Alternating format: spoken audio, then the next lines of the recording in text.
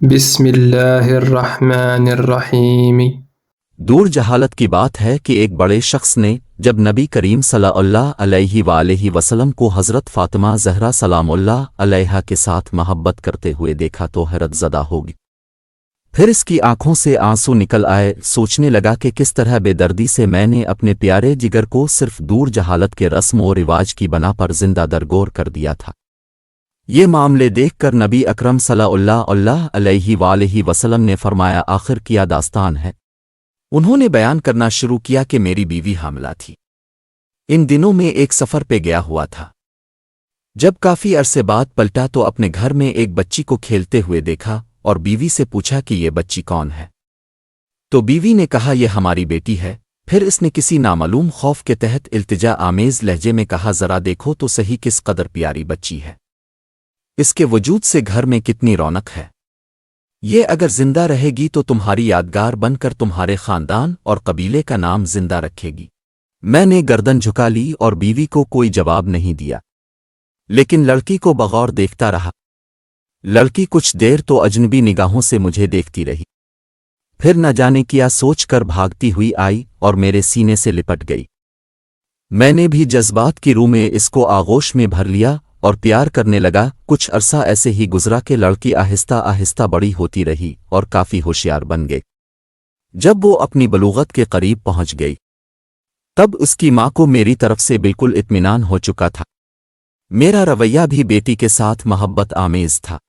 ایک دن میں نے اپنی بیوی سے کہا کہ ذرا اس کو بنا ایک قبیلے کی ایک شادی میں اسے لے جاؤں گا۔ ماں بیچاری خوش ہو گئی اور جلدی سے بیٹی کو سجا سنوار کر تیار کر دیا۔ میں نے لڑکی کا ہاتھ پکڑا اور گھر سے روانہ ہو گیا۔ ایک غیر آباد بیابان پر پہنچ کر پہلے سے تیار شدہ ایک گھڑے کے قریب میں کھڑا ہو گیا۔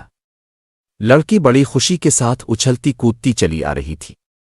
میرے قریب آ کر رک گئی اور بڑی معصومیت سے سوال کیا، بابا یہ گڑا کس کے لیے ہے؟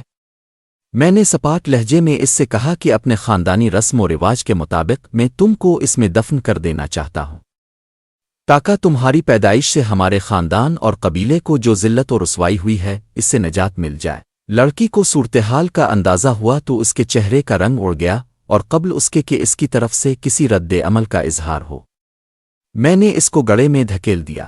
لڑکی روتی رہی اور گڑگڑاتی رہی، لیکن مجھ پر اس کے فریاد کا کوئی اثر نہ ہوا۔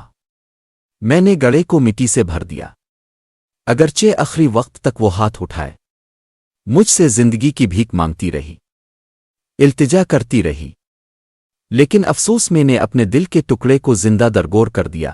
لیکن اس کی آخری التجا بھی میرے کانوں میں لووی ٹپکتی رہتی ہے کہ بابا تم نے مجھے تو دفن کر دیا، لیکن میری ماں کو نہ بتانا، کہہ دینا کہ میں بیٹی کو اپنے قبیلے میں چھوڑ آیا ہوں۔ یہ سن کر حضور صلی اللہ علیہ وآلہ وسلم کی آنکھوں سے آنسو جاری ہو گئے۔ اس وقت نبی اکرم صلی اللہ علیہ وآلہ وسلم کی آغوش میں جناب فاطمہ الزہرا علیہ السلام بیٹھی ہوئی تھیں۔ ان کی آنکھیں بھی نم ہو گئیں۔ حضور اکرم صلی اللہ علیہ وآلہ وسلم نے اپنی بیٹی کو سینے سے لگا لیا اور اب صلی اللہ علیہ وآلہ وسلم کے ہونٹوں پر یہ جملے جاری ہو گئے کہ بیٹی تو رحمت ہے، اور پھر آسمان کی طرف دیکھتے ہوئے فرمایا، میں فاطمہ کو دیکھ کر اپنے مشام جاں کو بہشت کی خوشبو سے معطر کرتا ہوں۔ اللہ میں تجھ سے موت کے وقت آرام اور راحت اور قیامت کے حساب و کتاب کے وقت عفو و مغفرت کا طالب ہوں۔ بیٹیاں اللہ پاک کی رحمت ہوتی ہیں، ان کی قدر کیجیے، اور یہ آپ لوگوں کے گھروں میں کچھ دن کے مہمان ہوتی ہیں۔ انہوں نے آپ کا گھر چھوڑ کے چلے جانا ہوتا ہے، لہذا ان سے محبت کیجیے، ان سے پیار کیجیے، کیونکہ نبی کریم صلی اللہ علیہ وآلہ وسلم اپنی بیٹی فاطمہ الزہرا سلام اللہ علیہا سے بہت محبت کیا کرتے تھے۔ بیٹیاں اللہ پاک کی رحمت ہوتی ہیں، ان کی قدر کیجیے، اور یہ آپ لوگوں کے گھروں میں کچھ دن کے مہمان ہوتی ہیں۔ انہوں نے آپ کا گھر چھوڑ کے چلے جانا ہوتا ہے، لہذا ان سے محبت کیجیے، ان سے پیار کیجیے، کیونکہ نبی کریم صلی اللہ علیہ وآلہ وسلم اپنی بیٹی فاطمہ الزہرا سلام اللہ علیہا سے